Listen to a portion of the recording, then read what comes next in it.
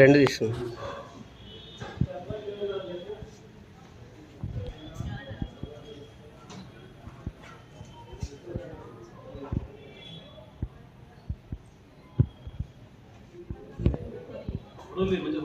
తీసుకున్నాను రెండు.